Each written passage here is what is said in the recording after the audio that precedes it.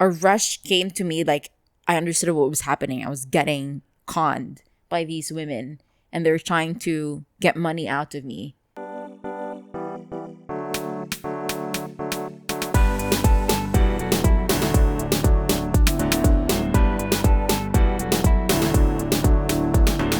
Hello, everyone, and welcome back to another episode of Have a Nice Day podcast with your host, Janine. And Joshua.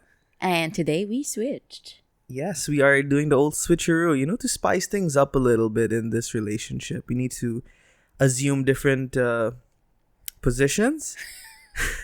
But I'm on the right and Janine's on the left now. So here we are today. Oh my gosh. Yes, we are. And I am quite in pain. Yeah, Janine is severely in pain. She's trying to at least go to the doctor at least one day next week. At least. At least. I've been having really bad migraines. I've been having really bad back pains. I've been having really bad cramps. You know one thing that can easily solve this problem? What? Easily. What? A cold bath. No. Yes. He keeps on pushing. So, Joshua, for the past, 3 weeks now? 4 weeks. 4 weeks. So, we did it twice, right? I already done it twice. So, 4 weeks ago, he decides to go on a spontaneous ice bath experience. And I hate cold showers more than anything. Anything cold that touches my body, I'm not into that at all. Yeah, so Janine has back pain, so I tried spraying deep heat on her. The moment I sprayed it, she was like, ah! I'm like, what's going on? She's like, it's cold. I'm like, would you rather endure a minute of cold or a lifetime of back pain?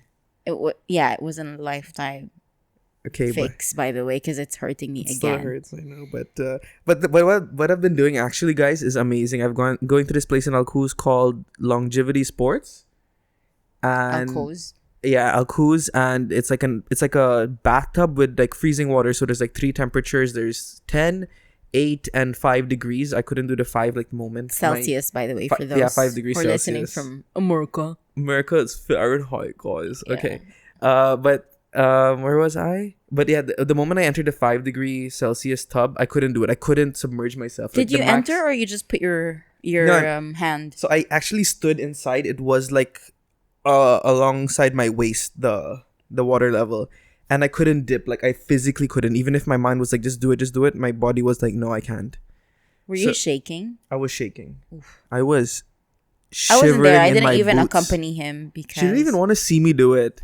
That's how bad, like... No, I was editing at that time. And the second time he went with his brother. So I didn't want to ruin their bro moment. Yeah, but it's really an amazing experience. I watch a lot of Wim Hof kind of stuff. So like breathing techniques and cold water therapy. So I decided to give it a try. And I felt really amazing after it. I suggest anyone who wants to try it. We'll put maybe a shout out to them or something, or their Instagram handle, and maybe... even a cool, sexy picture of me, half naked in the tub, which I'm sure most of you would not want to see, but I'm still going to do it. Don't scar their eyes. I'm still going to do it, guys. And here's the picture. No. Nice, guys. X. I expect give a thumbs up button if you really like that, please. A like button. They all put dislike. I'm like, oh, what have I done? The integrity of this podcast has been compromised. We have a few dislikes, actually. That one video. Which video was it? I can't remember now, but there's this one, Signs of Adulting, something like that. Yeah, I'm gonna find all these people who dislike, and I don't know what I'm gonna do to you, but you better be wary. Yeah, I don't think they were too happy with that, but I think we lost a couple of subscribers as well. Like 1 or 2 probably, but we gained a lot, and we're almost 200 subscribers. Yeah, and we'll be giving a gift to our 200 subscriber. A gift of love. The gift of thinking about you. Yes, I like that. Okay, let's start off by the happy news of the week. Bling! Bling! No, we have to be in sync. I forgot what it was. I was waiting for you to do it. Happy news of the week. Bling! Very nice. So this is actually a happy fact of the week. So a research in the UK shows that the mere sight of an indoor plant or plants can reduce stress, and that tending to them reduces anxiety and improves your sense of well-being. 83% of research conducted in the UK reported that tending to their indoor plants made them feel less restless, less anxious, and has physical, mental, and emotional benefits. That's great. And then another research published in the Journal of Urban Forestry and Urban Greening. They surveyed more than 4,000 people from around the world, and they found that having vegetation or plants at home boosted Janine, boosted emotional well-being for about 74% of participants amid COVID-19 lockdowns. That's amazing news. I have plants in my house. I think already. you'll be able to no, you can see like a there's one little there. bit like dripping down over here. Yeah, like that viney plant. And I really don't, I'm not a plant geek, so I don't know their name. I just know that this one is called that one is called the watermelon plant because it looks like a watermelon. So literally plants are named after things they look like, is it? I don't know. Some they don't. And then I have a snake plant over there because that looks like a snake swimming. Now you're just making stuff up. No, but that's really called a snake. Like, I know there's a scientific name for it, but it's called a snake plant. Okay. There's one where there's two on top of this cupboard, whatever it's called, shelf. There's a dried lavender over there, so I'm not really tending to that. And then a few cacti over there. Cacti, if there's a lot, right? Yeah. But your cactus, remember, so when Janine was shifting places, I didn't know that it was actually pointy, and I lifted it and I got cut all over my hand. But I think that's a good learning experience for me. But it did keep me calm after looking at it after some time. So I really agree with this study. I think plants are the new dogs, maybe. And I sing to them from time to time. And when I enter my house, I say, "Honey, I'm home," because I'm talking to them. Yeah, Janine does talk to her plants, and when she's mending, like when she's tending to her plants, I'm completely invisible because she's like so engrossed in it. But I really like that as well. Yeah, but my other plant, which has been with me for like since I moved out, which is almost 4 years now, is unfortunately dying. So I'm gonna try and revive it. I'm not sure if I can, but let's see how that goes. So I think your mom will be able to do it. Yeah, my mom has amazing green thumbs. So green thumbs up, guys. Adopt a plant. Get some plant indoor, especially if you're in a country with current strict lockdowns. Yeah. And you can tend to plants. If having pets is a bit of a big responsibility for you and you can't adopt a pet, then adopt plants. That's a good head start. Yeah, and I when I envision like a house in the future, I would definitely want a lot of plants. Yeah. So this whole past couple of days, Joshua and I have been talking about traveling because I just got my second dose of vaccine. He's about to get his second dose this week. We will be celebrating our anniversary. 1 year. We're one of those couples, I think. 1 year. Let's do it. But I think we really should because it is a milestone for us. It is. You've never had a 1 year relationship? Yeah. Oh, yeah. No, I've never had one. Clearly. Dodge the bullet. Our listeners bought that. Insider scoop. But anyway, I mean, let's not go into Oh my lord, they'll be so clueless as to why we're laughing. But anyway, we're both excited to celebrate. We're actually celebrating two things. So May 8th, we're celebrating our 1 year of swiping yes to Tinder. It's called a swipe-civersary. Ooh, swipey-versary. Yeah. And our real girlfriend-boyfriend anniversary in June. So we were thinking of traveling, going somewhere because we were just counting the number of countries we've been to. We've traveled a lot before COVID, and I'm an avid traveler. Is that even a... Yeah, you are. You're like a word? citizen of the world. Like when you go to a country, they'll be like, "Oh, Janine, welcome back."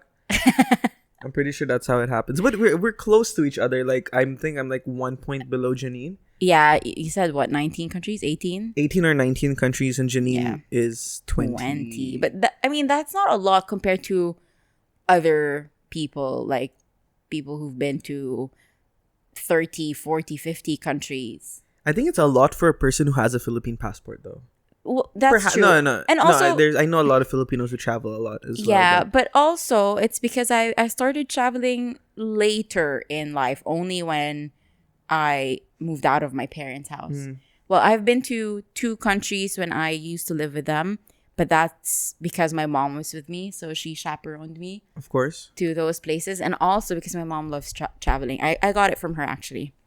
And got it from my mama. my grandfather and my grandfather's mom. So they're travelers and they love traveling, and I got it from them. And it's just different. I don't know, it's my stress reliever, which is super expensive, by the way. I used to travel. There was this one, I don't know if it was 2019 or 2018, but there was this one year where I would travel almost every month.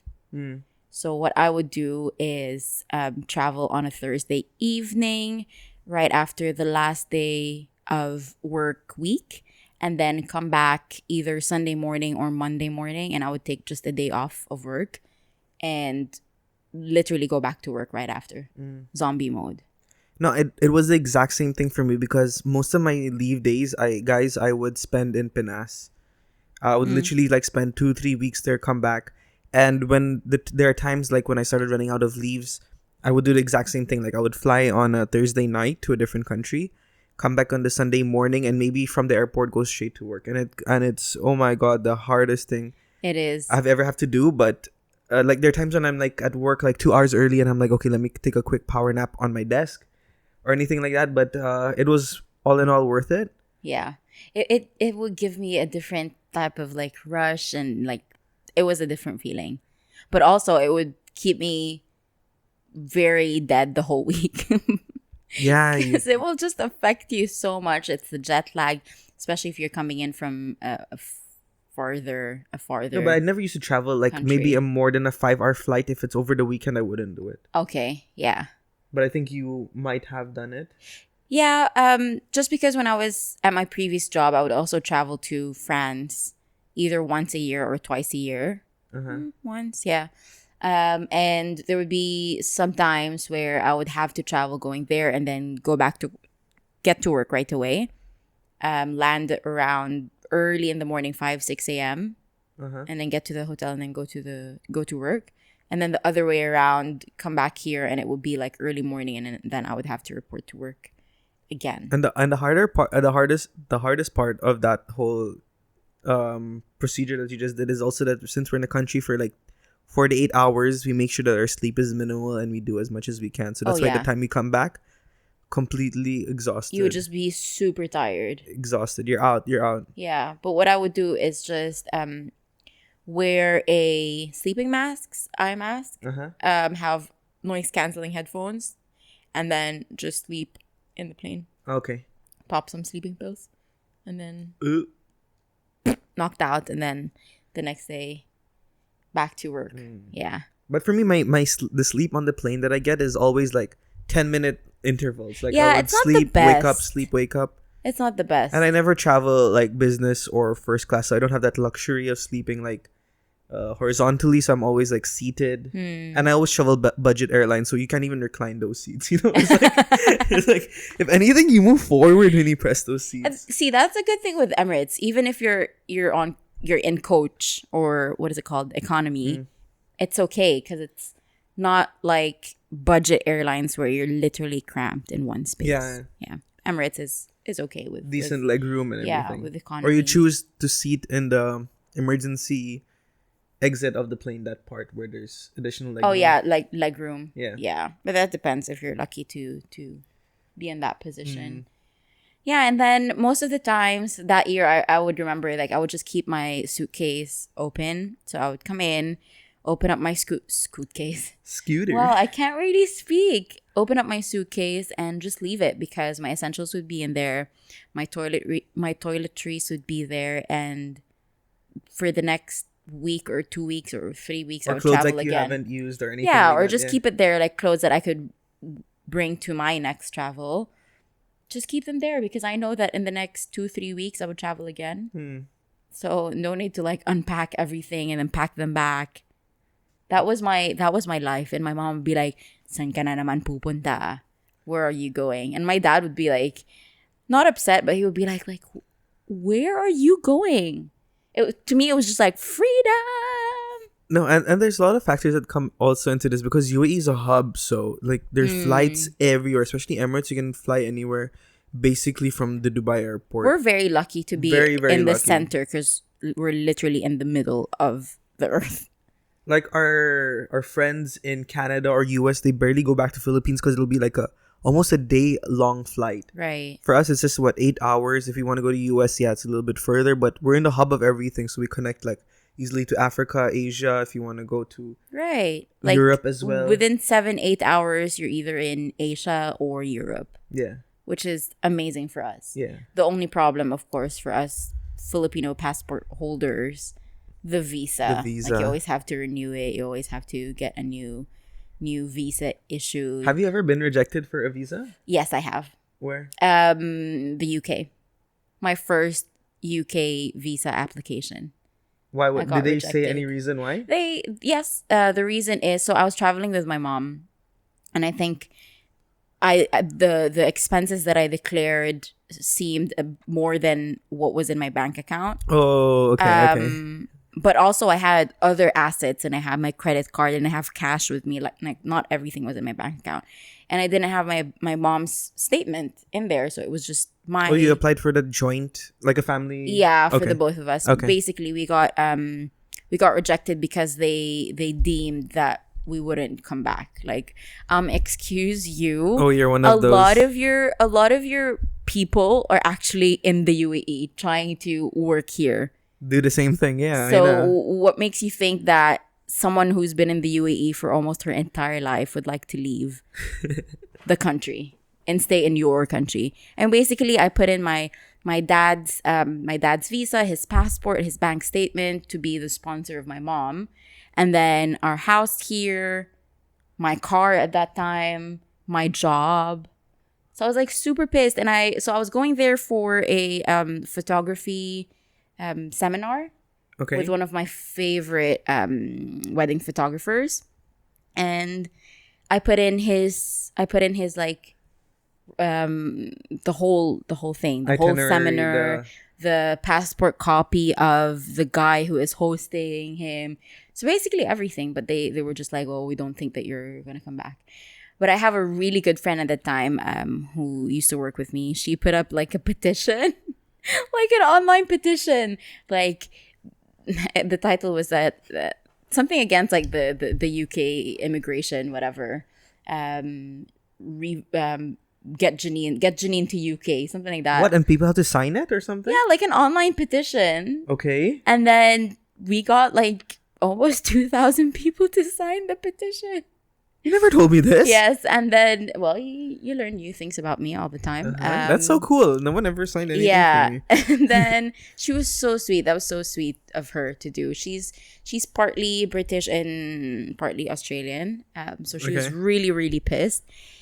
And then I reapplied, which was very, very expensive, by the way. And then I got it. Huh. I got it, yeah. Wait, because you got it because of that petition? I think partly, yes. And then I had to resubmit with the right, like, details the and right everything. details that was, I guess, you had to revise missing. whatever itinerary you had and Yeah. declared it all. Yeah. Okay. And then with, I guess, all of the signature and it being public and a lot of people vouching for me, basically, because you can put comments. And people were like, yeah, Janine is, like, very sweet. I don't think she's going to stay in the UK. It was, like, very weird and sweet at the same time. That's actually really nice. Very, very nice. So I printed all of them out. Probably had, like, 20 pages of just, like, Can I see it? testimonials from people. Yeah, I think I still have copies of it, yeah. Okay. I'll show it to you. I printed them out and then I reapplied and I got it. Huh. Yeah. And then the more that you travel, the less of these you get. Yeah, that's true. That's true. That's why they you have a need your- story of being rejected. I got rejected. Visa. Yeah, visa. Yeah. Lots of rejections, but for the visa story, it was actually it was very stupid of me though to have done that. But what I did was it was the time in the year where I got my bonus. Mm-hmm. And I immediately like paid back all my debts to like everyone. So I had it was mostly my sister because I borrowed a lot of money from her when I took a trip to Nepal, which I think I'll keep on another podcast. But so I paid her back, which was almost like, should I give them out? It's fine, right? No, No? I don't think so. Okay, so I borrowed like a 5-figure amount from her. Mm-hmm. 5-digit amount from her, and I paid her back, and I paid her everyone back, and then I went to apply for my Japan visa, so I didn't have a lot of money at that time, but I was scheduled to travel in 2 months from then, so I knew like, okay, with my salary and everything coming in, it'll be okay. So I did this whole I did the whole forms and everything, and I went to the Japanese I don't know what it was, consulate or just maybe an office, because it was in the World Trade Center. And I gave my documents to this teller. It's behind a glass wall, and it was like completely tinted, so I couldn't see who I was even talking to. Really? Yeah. Oh, okay. So I gave, but I know it was an Arab woman. Oh, okay. Yeah, because she was like her Yeah. Arab accent. Yeah. So I gave her the documents, and she's like, "This is your bank statement." I'm like, "Yeah." She's like, "Is this all the money you have?" And I'm like, "Yeah." And then she's like, Oh man. "I was like, are you sure you still want to give this?" I'm like, "Yeah." You didn't doubt. You didn't doubt it. No, I didn't doubt it. Then she's like, then she saw my itinerary, because even for Japan, you have to give your itinerary, Right. places you're gonna stay, what you're gonna do. Right. And I think she put 2 and 2 together, and she's like, okay, with the amount of money you currently have in your bank, you won't be able to do all these things. So maybe you also have some suspicions and everything if you go to Japan. And then 2 days later, I went to collect my passport to see if I got it or not, and it was obviously rejected. So she did give me like a sort of warning, like Right. like It don't was give kind this of right her, now. yeah. It was kind of her, like, don't give this to me now when your bank account is like this, because she did ask. But you were indirectly. adamant. And I was like, yeah, I really want to get my visa now. So because I was really planning my whole trip, because I wanted to go to Pinas, Japan, and was it Malaysia as well. Malaysia was also part of that plans, but in the end it didn't work out, and instead I went to Korea. Korea. Yeah, but I had an Korea is amazing time. Really nice, by the way. Amazing I've never been, time. and I really want to go. Amazing. We need to take Korea. your mom there, by the way. Yeah. His mom's obsessed with Korean. A lot of novelas. elderly Asian women. My best friend's mom, Cheyenne's mom, Oh yeah. really obsessed with Tita Korean. Mina? Yeah, Tita Mina. Yeah. Yeah, Yeah, but our titas. I think it's a love their generational Korean thing, yeah. novelas, yeah. I- But not just titas. Like a lot of Filipinos love Korean everything. Anything Korean related. Like Korean even your brother, food.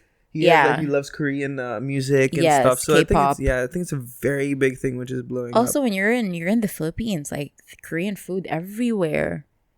All of these like Korean barbecue places. Samgyeopsal. Samgyeopsal. Yeah. At first, like I wasn't too I didn't know what Korean food is. All I knew was that it looked spicy with kimchi and all of these like red spices. I was like ignorant, basically. And then my friend took me to a Korean barbecue place when we were in, was it Vietnam? I think when we were in Vietnam. No, when we were in Cambodia. I can't remember now. One of those. So he brought me there, and it was really good. Yeah. Yeah, shout out to Mac. Actually, he listens to the podcast. I miss you, Mac. He's my travel Shout buddy. out to you, Mac. Yeah. But so, actually, in Korea was the first time that I had a full on like uric acid attack. because you were eating a Eating lot like non-stop Korean barbecue, drinking everything. of beef and pork. Yeah. Mm, And then one unfortunate thing was Gia. I traveled with my best friend Gia. Shout out to Gia as well. So many shout outs to our travel buddies. So we went to the highest point in Korea. There's a tower there. You have to No, so climb it? there's a cable car. Okay. So there's a cable car, and we had fun. And we bumped into other people from the hostel. And hostel travelers, they like to like live on an extreme budget. So Right. like $10 a day and amount. But Gia and I, we went there like comfortably, let's say. So we could travel in a taxi, and these guys would be like, a taxi? What am I, Bill Gates? So we were there at the top, and when you're down, you get an option to buy a return ticket on the cable car or one way. Right. And So we bumped into two other guys from the hostel there, and they're like, "Come, let's all walk down." And Gia and I didn't want to seem like how we have like Well, he some has gout. no, yeah, gout and what do you call this, money. Okay, 'Cause yeah. we bought actually the return ticket, but these guys only booked one. And we was like, it's only like a 1 hour ride walk going down. 1 hour And, walk. and I'll tell you what, it was the worst rainstorm as well that ever happened I've ever experienced in my life. Oh, And Gio and I are walking down from the highest point of Seoul to the bottom, and it's like okay, there are stairs and stuff, but like the amount of times I slipped, and like these guys are like so far ahead, always looking back. Come on, guys! And I'm like, for me, my foot is killing me. That's dangerous for your knees, by the way. It's dangerous for me on every level. True. And the thing is, Gia and I did have a return ticket going back down, but we just didn't want to like disappoint these guys and make them You think are that so we are not like. I don't want them to think like we are polite. better than them or anything. You're so polite. Yeah, but Gia and I were like, and then at the end they disappeared, and then Gia and me were like, okay, what do we do? Then we just ended up in this one really old street, and we had Korean barbecue. It was really good food though, but I didn't know I had uric acid at the time. I just thought I had a swelling or a sprain or something. Oh, it was already hurting the same spot. The same spot, yeah. Oh god. So like I was literally limping. Gia and I were just having like these small jackets to protect us from the rain, but we were completely drenched. And was it cold? Were you shivering? Super cold. I don't know if you have pictures from that day or what happened to us, but like completely drenched. This is the beauty of traveling. Like really. No, I couldn't. No, the problem is I could have avoided all of those things I know. if I just thought about myself and everything. But obviously, it's a good experience, a good fun story to tell. Yeah. Yeah. And these are the stories that you'll keep Yeah. telling your future kids and grandkids, Yeah. which is quite fun. Hmm. I can't wait to travel again, guys. I don't know. Here in the UAE, a lot of people are traveling to the Maldives, the Seychelles, because these are destinations that are 4 or 5 hours away, and these are islands in Africa that not a lot of COVID that don't have a lot of COVID cases. And they've been hit really hard because like 80-90% of their whole economy is made out of tourism. And they really, even if they don't want to, I think it's like a precautionary thing that they have to do in case so that their country doesn't go into debt, or at least make some money from tourists at least. Yeah, and if there's any tourist that I, as a country, I would be accepting people from, I would say the UAE, because again, almost everyone is starting to get double shots of their vaccines, so complete with their whole vaccination. Just bring your vaccine card and start traveling again. At least. So, and the amount of COVID cases that we've been having every day has reduced tremendously. Yeah, but deaths are still there, right? I think I saw 3 deaths or something. Yeah, but also compared to before, we're getting 12, 15 deaths a day. That was like tragic. Yeah. So yes, we're still not over, but definitely we see improvements. A step in the right direction, yeah. Exactly. Yeah. But when you travel, do you travel alone or do you travel with like a group? A mix. So I had my solo travels, and I have my friend travels, and I have my solo travels where I meet someone there. Okay. Basically. I've had all of those as well. Yeah. And when did you start solo traveling then? My first solo travel was when I was 26, I think. 26 or I think it was 26 or 25. I can't remember now. So a late bloomer as well. Yeah, again, because I left my parents' house when I was 25. So I think that was when I was 26, and I traveled to. It was supposed to be an Asia trip, where I only booked my first flight going to Thailand, which is Bangkok, Thailand. And then from then on, I had, I think, the next 10 days to go anywhere I wanted to. So you kept it like an open trip. Yes. Like you don't know where you're going, you don't know where you're going to end up in, and you don't know how you're going back. Exactly. And well, I have my going, and then I have my last trip from the Philippines to back. So your last Clark back. destination was going to be Philippines. But then I had to cut it short. So I was only able to make Thailand, Bangkok, and the island part, the watery part. I know what you're talking about. Phuket. Yes, Phuket. There you go. Phuket, and then from there I went to Vietnam, and then from Vietnam I went to the Philippines. And I wanted to go to so many other places, but I couldn't because there was a family emergency. So I went back to the Philippines, spent some time with my grandparents, and then came back, which was good. Yeah, it's a good way to end an amazing trip as well. I know. But did you have any crazy stories? Like, were you ever like mugged or? I was mugged when I was in Paris.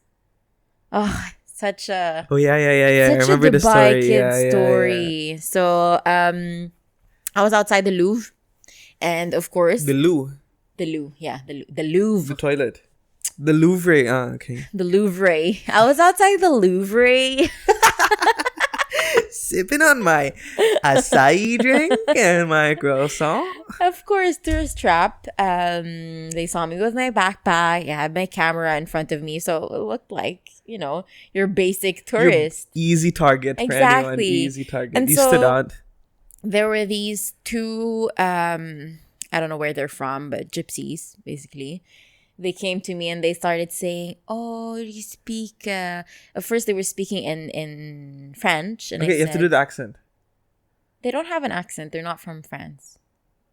They're somewhere from other Okay, parts but of assume Europe. a French accent. You speak English, Anglais. anglais. And I said no. I don't speak French. And she started holding my face. So she's like, Oh man, COVID. so pretty. Pre-COVID times when everyone could touch each other without thinking that there were germs or, shake hands. Yeah. She's like, so pretty. Where are you from? You're going to the Louvre. What are you doing here? And then I already found that very weird. Her other friend came swooping in. So now there are two. And I had my backpack in front of me because a lot of pickpockets. In Paris, you have to be very careful, especially in the tourist areas. So I had my bag in front of me.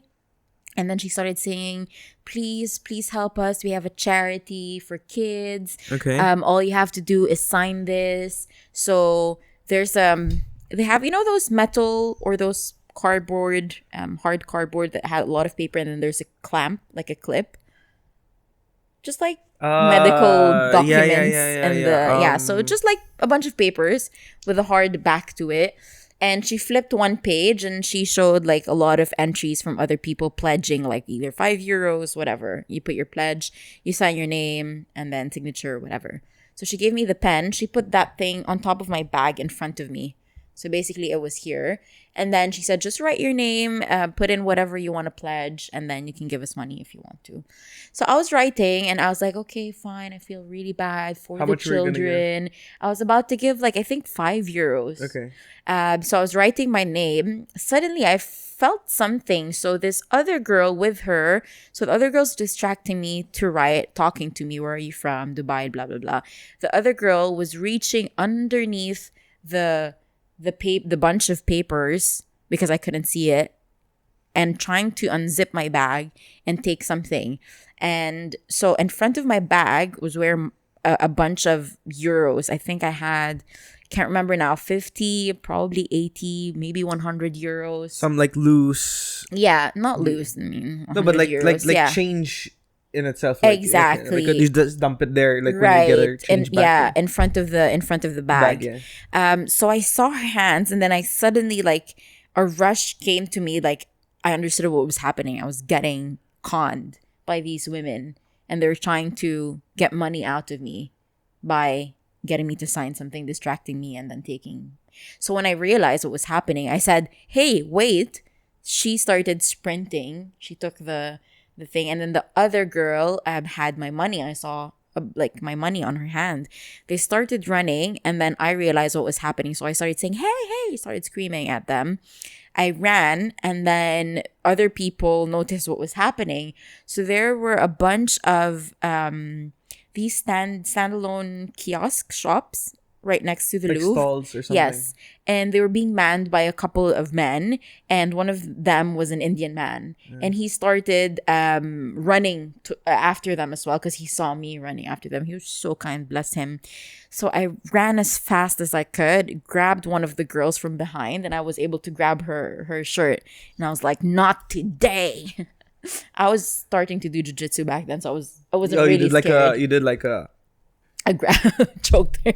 No, I grabbed her from behind. Okay. And it was daylight. It was like 12, probably noon, 1 p.m. Yeah. I can't remember. And I said, give back my money. So she took it out of her like bra or like her chest area and gave me back. But she gave me back like 30 euros. And I knew that was not my whole money. And then I was like, no, that's not everything. I'm sure your other friend has the rest of my money. Give it to me now. And then the guy was like, how much is it? And I didn't even know. And I just said like, I don't know, 50 euros. I think I said 50.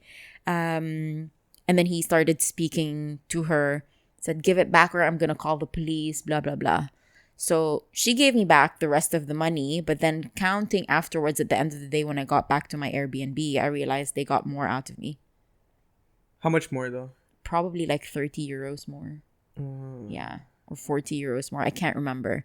But then this other guy started talking to me and reprimanding me, saying, don't talk to strangers.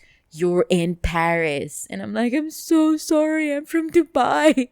We can speak to anyone. We can leave our phones anywhere. That's the thing. We can come back the next day. It's still there. That's the thing. And that's when it hit me. I live in a bubble, you know?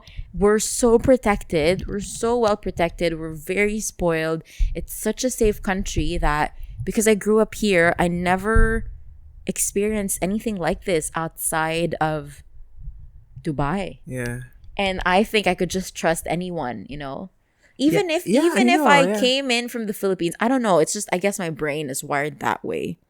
You know? No, but here you see all these stories like a taxi driver delivers 100,000 back to a guy who left it in his taxi. And I'm like, this would have never happened in any other country. Yeah. If I found 100,000 like dirhams in a different country in my taxi, I would have like driven my taxi off a cliff and sold and kept it 100,000 and like I lived life. left my wallet at the cinema and I had cash in there. Cash. Fish. I had cash in there, and I called the cinema, and they said, "What does it look like?" Purple. I said, "Purple." My initials are in there, and they're like, "Yeah, come. It's in the what is it called? Lost and found. Lost and found." I went in, and one of the cleaners apparently handed it over, and everything was there. Everything was in there. I once had nothing was touched. Nothing. I once forgot my Emirates ID in a clinic. And I didn't know until they called me, like, are you Mr. Joshua? I'm like, yeah. No one's going to steal your Emirates ID. No, that's the thing. So I was just like, that's cool. Like, I didn't even know it was gone. It's like day 3, I think. Good thing. Yeah, but that's Dubai for you, right? So but going somewhere, it's just so different. You know, I have a very similar story to you actually. Yeah. So, it's not very similar, but there's some lines which I'm sure you can relate to. But this was in Pinas. I think we'll wrap up with this with this story. But I was in Pinas and I had a tattoo appointment. Mm-hmm. And I'm like, okay, let me kill some time. So I went to Greenbelt. It's like a mall complex. Explain to them because I know what Greenbelt is. Yeah, so it's like a mall complex with like different, like there's Greenbelt 1, 2, 3, 4, 5. And so there was a time when I had my tattoo appointment in a different city. So I had to call a taxi to take me from point A to B. And there was a stall, okay? And like I was exiting out to find a taxi. I was exiting out and there was a small stall, you know, near the entrances. Mm-hmm. There was a UNICEF stall. Okay. So like this one girl comes up and like, oh my god, I love your tattoos. Okay. I'm like, thanks. Oh my god. Okay, so I'm like, thanks. And she's like, where did you get them? And I'm like, yeah, here. And I'm actually going for an appointment now. And I'm really late and stuff. And she's like, oh, can I just talk to you for a second? I'm like, yeah, cool. And then she takes me to this UNICEF stall. He thinks that the girl is into him. That's why. She was definitely into me. I'm sure she... Okay, so listen as the story goes on. So she takes me to the stall and she's like, so basically what I do... And like, I didn't even ask her. She's like, so basically what I do is I take donations for kids and UNICEF for the starving children of Manila. And particularly like in African countries, all these things. And sir, do you want to be like a recurring member? You just have to pay a monthly fee, and all these fees directly go into feeding someone unfortunate. And I'm like, no, I'm really sorry, I can't. I have to really rush. My appointment's in like 20 minutes, but thank you. So then she's like, oh, but you'll get this cool pen. And I'm like, and before I know it, I was signing it already. And I gave her my credit card details. Oh my gosh. Before I knew anything. Like, before, and then I like, the moment I left, I'm like, did I already give my credit card details? And then I called my cousin, and like, Ate Jo, like, I was just in the mall, and suddenly, and then she's like, oh, be careful, there are these people who can apparently, like, hypnotize you. It's called, like, Budol Gang in the Philippines. They're able to, like, entrance you. So she showed me this pen, yeah, exactly. Yeah. She showed me the pen. Yeah. And like a few minutes later, I was already giving my credit card details. I remember having it out, and I'm writing down all the details. That's and I was so like, weird. What happened? And I couldn't stop thinking about it. Even when I was getting my tattoo, I'm just like, was I in some sort of trance or hypnotized or under some spell or something? I don't know. And then the moment I landed in Dubai, I canceled that credit card. You didn't cancel it right then and there? No. Because I have to call an international number, and I don't want to like waste credits. Yeah, but imagine they wipe out your whole debit. That's fine. There's no money in there. Okay, fine. I have no money. Joke's on you. Joke's on you. The family you're feeding is me. The starving kids is me. Oh my God. What? I can't with you. I can't. I don't know. I didn't know. You never... So, when you realize what you're doing, you didn't confront her? No, I just left. Because what if she puts me in a trance again and she makes me do something stupid? Like what? I don't know. What she's like, jump off the building. Of course you're not going to do that. But then I felt bad, mostly particularly because I heard that these kinds of, these tricks and all, they play on people who with weak minds. And I felt, is my mind weak? Like, I know, is she pretty? Smart. She was actually quite okay, pretty. There you go. I think she enticed me with her beauty, and then the moment she showed me this pen, I don't know, maybe it was like a Men in Black kind of thing where she just did like this thing, and then I was like, oh well. So yeah, that was like one. Maybe really there's scary. like a smell or something that when she does that, like you inhale it. Oh and yeah. then, I just want to see the security cam footage of that and see what happened. I think I was in Dubai 2 days after that because I always get my tattoo one day before flying back to Dubai. Okay. Anyway, so bad. Yeah. It was crazy. I don't know what I did. And I took the most expensive pledge donation as well. Like, who am I? Who are you? Yeah. She gave me that pen, but I immediately threw it. In case, like, this would, like, maybe, like, I need to go see this girl again. Yeah, I'm sure that's what you were thinking about. Yeah. Like, she's so pretty. I need to see her again. She wasn't the prettiest, but she was pretty. But I think she called me, like, I love your tattoos. When did that ever stop you? What? She's not the prettiest. No. it stopped me quite a few times. But yeah, that's my story. And I think, yeah, I just, I don't know, man. Till this day, I cannot actually pinpoint what actually happened. Yeah, but that's crazy. I've heard some of those stories. Like, my Lola told me that happened to her as well. I think someone followed her after she was taking money out of the ATM, and she was shopping in the palenque. So palenque is basically the wet market. Like, it's an open space where you can buy anything like from vegetables and the Wuhan market. Way to like put 2 and 2 together. But anyway, it seems like this person followed her and saw her take money out of the ATM. Started speaking to her, rubbing her shoulders, asking her something, blah, blah, blah. And she ended up giving that person a big amount of money. Yeah? Yeah. Oh, so man. Weird. And she said, like, after that, she just couldn't remember why she did it. She could remember she gave it, but, like, why? Because she would never do that. Yeah. So it's just weird. It's weird. It's weird. Make you smell something. I don't know. And some things cannot be, like, you cannot answer them. Like, you need to see from like a bigger picture, like what actually they did or how they practice it or what maybe they have a trigger word or like what you said, a smell. Or maybe they inject something on you when they rub you or something. Well, yeah, I don't know. Did she touch you? Yeah, I told you she was holding my arms. Yeah, looking at my tattoos. Maybe like, there's like an ointment that they rub. I don't know, man. I don't know. It's just super weird, but also like super wrong. Yeah, guys, don't fool people like that. If you're man. talented enough to fool people and you're using your brain to do that, then use your brain to do something else. Yeah, don't use it for evil, dude. That could help the world or help someone. Yeah. And earn money the right way. Yeah, get a job. Everyone's trying their best, so. Yeah, I know, and like for me until this day, I still think about it like sometimes. So it really takes its mental toll on other people. So yeah. Yeah. Just stop. It's I guess. not your fault. They're not definitely gonna stop with their message though, but we did our part. Okay? We did our Stop. part. Okay. No, we can hope and pray that these people. Yeah. Yeah. Well, yeah. I think that wraps up this episode. I think that we can call it like traveling part 1 because we have a million more stories to Or talk like about. mishaps because we've spoken about like the negative parts. I have the worst. I'm gonna say it right now. I have the worst travel luck, and I can explain to you in a future episode of like what happened in my life when it came to traveling. But yeah, that's. I think there's gonna be like many more parts of this. Travel stories. Yeah, and these are the unlucky ones, but there are good ones as well. Yeah, and these will go on as the years go by. Like in a few years, Janine and I will be telling you a lot more travel stories of more recent ones, actually. So and our travels together. I can't wait. Yeah, travel buddy, TB, future travel buddy. Yeah. I sleep a lot, so she's gonna have a problem with that. And he travels budget airlines, so Cebu Pacific.